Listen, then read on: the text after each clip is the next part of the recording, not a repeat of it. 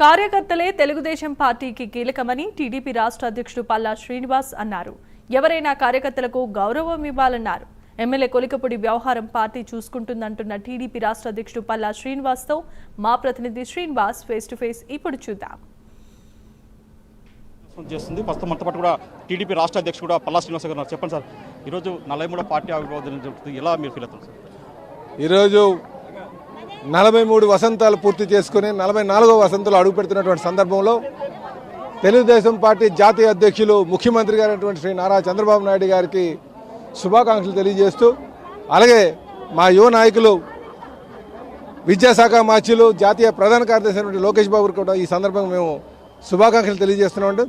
వీళ్ళతో పాటు ఆర్ఎస్లో కష్టపడినటువంటి తెలుగుదేశం పార్టీ నాయకత్వం, కార్యకర్తలు, అభిమానులు, అలాగే ప్రజలకు కూడా మేము శుభాకాంక్షలు తెలియజేస్తూ, ఏదైతే కీర్తిశేషులు నందమూరి తారక రామారావు గారి ఆశయాలు ఉన్నాయో ఆ ఆశయాలను ఖచ్చితంగా కొనసాగిస్తాం.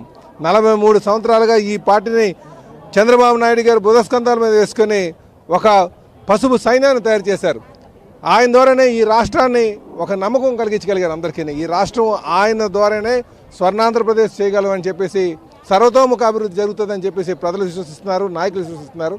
ఖచ్చితంగా సాధించే వరకు కూడా మేము ముందుకు వెళ్తామని చెప్పి తెలియజేస్తున్నాం. ఇంకోటి సార్, తిరువురు ఎమ్మెల్యే కొలికపూడి శ్రీనివాసరావు అంటే గతంలో కూడా అతను కూడా వివాదంగా పార్టీకి మారాడు. గతంలో మీరు పిలిచి అతను ఎవరిని అడిగారు, మళ్ళీ ఇప్పుడు కొత్తగా ఒక ఇష్యూ స్టార్ట్ అయింది. దీని మీద మీరు ఎలాంటి యాక్షన్?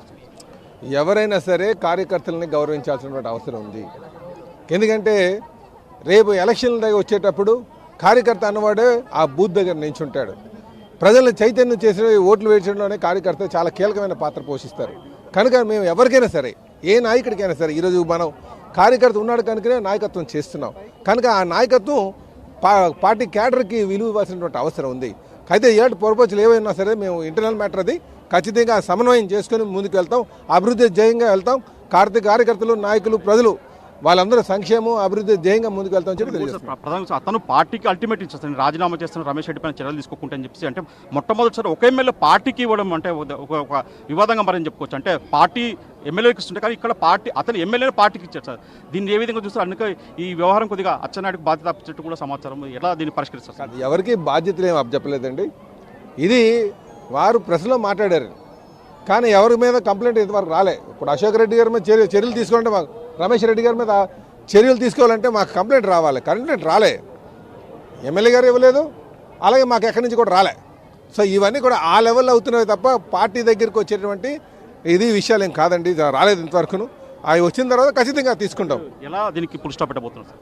మేము ఒకటే చెప్తున్నామండి, కొలికపూడి గారికి కావచ్చు, ఏ శాసనసభ్యుడికి కావచ్చు, పార్టీ క్యాడర్ని కొంచెం గౌరవించాల్సినటువంటి అవసరం ఉంది.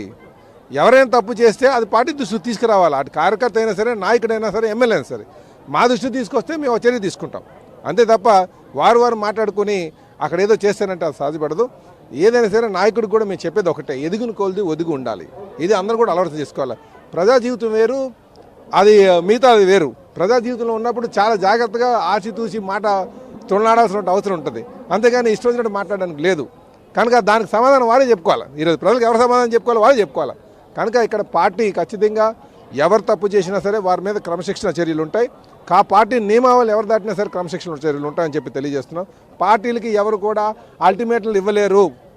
పార్టీ ఈజ్ సుప్రీం, అంతే. అది మీ ద్వారా అందరికి తెలియజేస్తున్నాం. ఇది మొత్తం చూసుకుంటే పార్టీనే అల్టిమేట్, పార్టీకి ఎవరు అల్టిమేటం ఇచ్చే పరిస్థితులు అని చెప్తున్నారు. ఖచ్చితంగా కార్యకర్తలను గౌరవించాలా పార్టీ నాయకులు కానీ, ఎమ్మెల్యేలు కానీ. ఖచ్చితంగా పార్టీ కార్యకర్తలే పార్టీకి పునాది, పార్టీకి వాళ్ళు శ్రీరామ రక్ష లాంటి అలాంటి కార్యకర్తలను గౌరవించాల్సిన అవసరం అని చెప్తున్నారు. ఖచ్చితంగా అయితే కొలికపూడి వ్యవహారం ఉందో అదంతా పార్టీ చూసుకుంటుందని చెప్పేసి కూడా రాష్ట్ర పార్టీ అధ్యక్షుడు పల్లా శ్రీనివాస్ చెప్తున్నారు. కెమెరామెన్ మోహన్తో శ్రీనివాస్, టీడీపీ కార్యాలయం నుంచి.